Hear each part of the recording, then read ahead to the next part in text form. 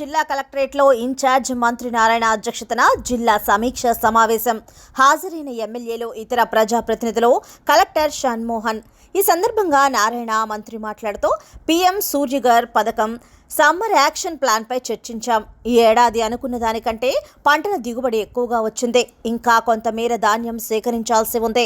Skill development ద్వారా ఉద్యోగాల కల్పన వేగవంతం చేయాలని అధికారులను ఆదేశించారు. గత ముఖ్యమంత్రి రాష్ట్రాన్ని అతలాకుతలం చేసి 10 లక్షల కోట్లు అప్పు చేసి వెళ్లిపోయారు. సీఎం చంద్రబాబుకున్న అనుభవంతో ఇచ్చిన హామీలు ఒక్కొక్కటిగా నెరవేరుస్తున్నారు. జూన్ 12 నాటికి తల్లికి వందనం నిధులు విడుదల చేసేలా ఏర్పాట్లు చేస్తున్నాం. ఆగస్టు 15 నుంచి మహిళలకు ఉచిత బస్ సౌకర్యం కల్పిస్తాం. ఎన్ని ఆర్థిక ఇబ్బందులు వచ్చినా పథకాలు అమలు చేస్తున్నాం. గత ప్రభుత్వం ఆస్తుల రిజిస్ట్రేషన్ ధర ఆధారంగా ట్యాక్సులు విధించింది. ఈ విషయంలో ఏం చేయాలనే దానిపై సీఎంతో చర్చించి నిర్ణయం తీసుకుంటాం. అయితే అప్పు చేసినప్పుడు ఎవరు తీర్చాలంటే మనందరం మనం కట్టే ట్యాక్స్లే. జిఎస్టీ కావచ్చు, ఏ ట్యాక్స్ అయినా కావచ్చు, వాటి ద్వారానే తీర్చాల్సింది. తీర్చకుండా ఉంటే ఊరుకోరు. అయినా ముఖ్యమంత్రి గారికి ఉన్న అపారానంతో ఈరోజు 1 by 1 చేసుకుంటూ ఏదైతే ఎలక్షన్స్ ముందు ఎన్డీఏ పార్టీలు అన్నీ కలిసి, కూటమి పార్టీలు 3, అటు జనసేన కావచ్చు, బీజేపీ కావచ్చు, తెలుగుదేశం కావచ్చు, ఒక మేనిఫెస్టో చేసి ఆ మేనిఫెస్టోలో ఏదైతే చెప్పారో పెన్షన్స్ కావచ్చు 4000 ఇస్తామని దాన్ని మాట తప్పకుండా ఇవ్వటం జరిగింది. మహిళలకి 3 సిలిండర్లను మాట తప్పకుండా చేయడం జరిగింది. అన్నా క్యాంటీన్ స్టార్ట్ చేసాం.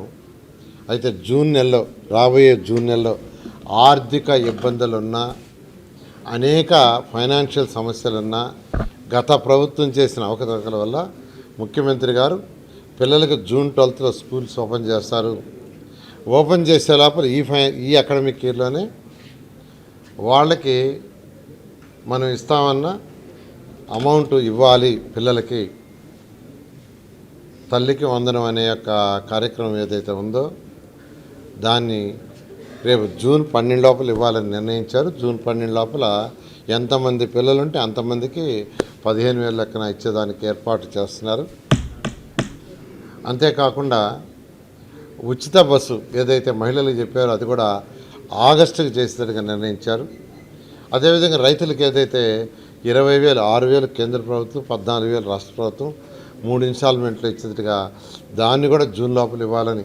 అంటే ఆర్థిక పరిస్థితి బాగలేకపోయినా, ఎన్ని ఇబ్బందులున్నా మాట తప్పకూడదనే ఉద్దేశంతో ఈరోజు ముఖ్యమంత్రి గారు అరేంజ్ చేశారు. త్వరలో యాక్చువల్గా జూన్లో అవి 2, ఆగస్టులో ఫ్రీ బస్సు ఇవ్వటం జరుగుతుంది.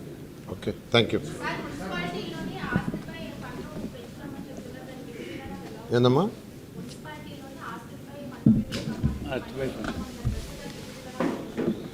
అంటే మున్సిపాలిటీలో గత ప్రభుత్వం 2014-19లో మేము అసలు ట్యాక్స్లే పెంచలా. 5 సంవత్సరాలు పెంచలా. నేనే మంత్రిని. అయితే గత ప్రభుత్వం ఏం చేసిందంటే రిజిస్ట్రేషన్ బేస్ చేసుకొని మున్సిపల్ ట్యాక్సెస్ని విధించింది. ఆ జీవో ఆ విధంగా ఇచ్చింది. ఆ విధంగా యాక్చువల్ కంటిన్యూ అవుతుంది. దాన్ని ఏం చేయాలి, ఎలా చేయాలని ముఖ్యమంత్రి గారితో మాట్లాడి ఒక డెసిషన్ తీసుకొని ముందుకు పోవటం జరుగుతుంది. రాష్ట్రంలో అన్ని డిపార్ట్మెంట్లలో ఉన్నాయండి. అదే 10 లక్షల కోట్ల అప్పు అంటే అప్పు చేయటమే కాదు ఆయన. యాక్చువల్గా అన్ని డిపార్ట్మెంట్లో పెట్టి నా డిపార్ట్మెంట్ తీసుకుంటే 3,000 కోట్ల రూపాయలు బిల్స్ ఇవ్వాలి. నా మున్సిపల్ శాఖకు సంబంధించి 3,000 కోట్ల రూపాయలు. ఇది పెద్దవి కాదు. ఒక్క టిట్కో హౌసెస్లోనే 3,000 ఇవ్వాలి. టిట్కో హౌస్లోనే కాంట్రాక్ట్లు 3,000. అమరావతి రాజధానిలో వాళ్ళకి 1,000 కోట్లు ఇవ్వాల్సి ఉంటే మన మధ్య ఇచ్చాం. అవి కాకుండా చిన్నవి మున్సిపాలిటీస్లో వాటిలో దాదాపు 3,000 కోట్లపై నా ఒక్క డిపార్ట్మెంటే ఉంది. అయితే ఈరోజు ఆర్థిక పరిస్థితి అధ్వానం చేసి వెళ్ళిపోయాడు కాబట్టి ముఖ్యమంత్రి గారు 1 by 1గా ఈ మధ్య 10 లక్షల లోపల ఉన్న బిల్లులన్నీ మన జనవరిలో ఇచ్చారు. జనవరి సంక్రాంతి ముందు ఇచ్చారు. ఆ విధంగా యాక్చువల్గా 1 by 1 చేస్తూ ఎవరికైతే కాంట్రాక్టులు గతంలో 2014-19లో చేసిన వాళ్ళకి ఇవ్వాలి, 19 నుంచి మన 24 దాకా చేసిన వాళ్ళకి ఇవ్వాలి. వీటిని 1 by 1 ఇచ్చుకుంటూ వస్తున్నారు. వీలైన తొందరలో అందరికి క్లియర్ చేయడం జరుగుతుంది. Thank you. చేసింది దానికి ముందు నిన్నటి వరకు ఈ జిల్లాలో ఉన్న కాన్స్టిట్యున్సీలో Telugu Desam party constituency wise Mahanadu conduct చేసి అక్కడ చేసిన తీర్మానాలన్నింటినీ జిల్లాకు పంపించడం జరిగింది. జిల్లా మహానాడులో వాటిలన్నింటినీ వాళ్ళు డిస్కస్ చేశారు. ఆ తీర్మానాలన్నింటినీ మళ్ళా రాష్ట్ర పార్టీకి పంపించడం జరుగుతుంది. రాష్ట్ర పార్టీ ఈ నెల 27, 28, 29లో కడపలో జరిగే మహానాడులో వాటిలన్నింటినీ చర్చించి దాని మీద తీర్మానాలు చేసి అటు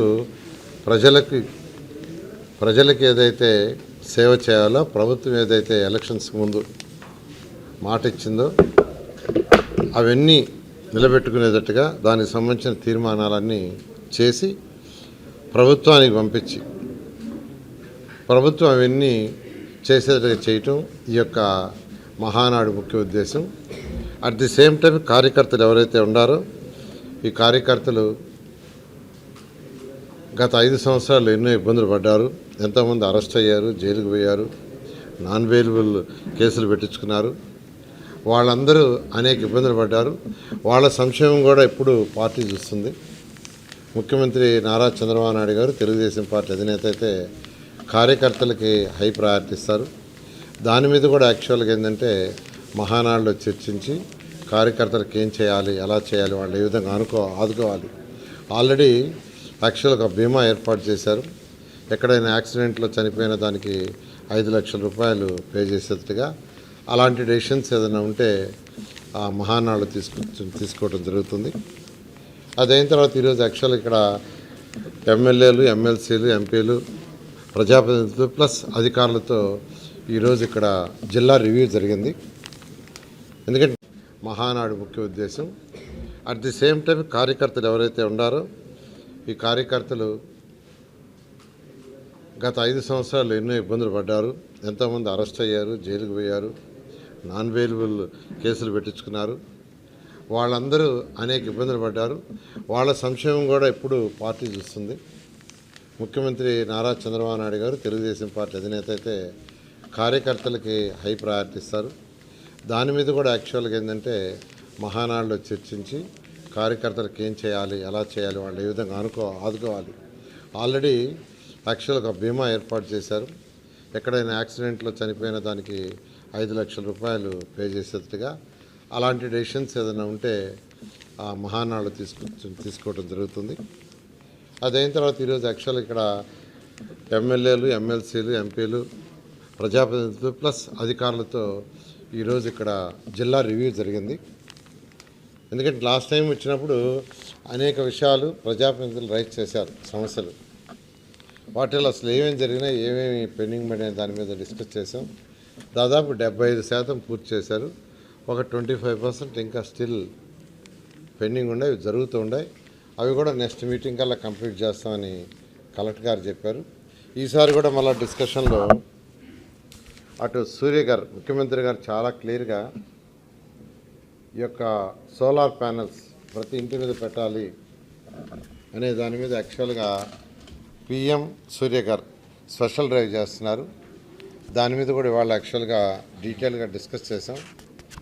ఒక 75,000 పెట్టాలని టార్గెట్ పెట్టుకున్నారు. కాకినాడ జిల్లాకి మొత్తం 75,000.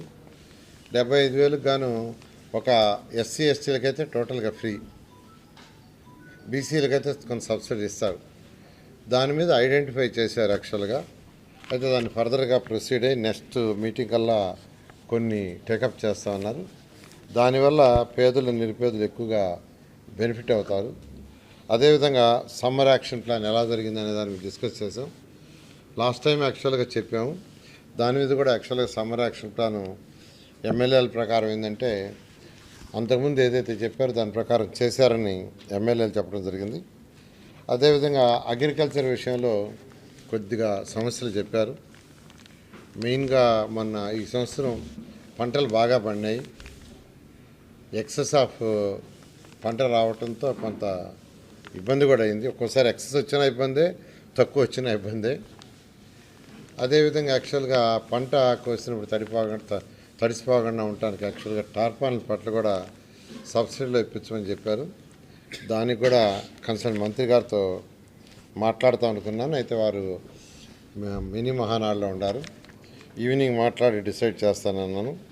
అదేవిధంగా ఈ స్కిల్ స్కిల్ డెవలప్మెంట్లో కూడా యాక్చువల్గా అనేక సార్లు స్కిల్ డెవలప్మెంట్ ఇవాళ యాక్చువల్గా మన మహానాడు జిల్లా మహానాడులో యాక్చువల్గా దాని మీద ప్రపోజ్ చేశారండి. కాకినాడ SCZ దాని గురించి టోటల్గా పర్సూ చేయమని, ఖచ్చితంగా దాని మీద డీటెయిల్గా తీసుకొని స్టడీ చేసి దాన్ని ఏం చేయాలి, ఎలా చేస్తే ఎక్కువ మందికి ఉపాధి కలుగుతుంది, యువతకు ఉపాధి వస్తుంది. ఎందుకంటే రాష్ట్రం డెవలప్ కావాలంటే యువతకు ఉద్యోగాలు రావాలా, యువతకు ఉద్యోగాలు రావాలంటే ఇండస్ట్రీస్ రావాలా. ఖచ్చితంగా దాని మీద దృష్టి పెట్టి ముందుకు పోవడం జరుగుతుంది. Thank you.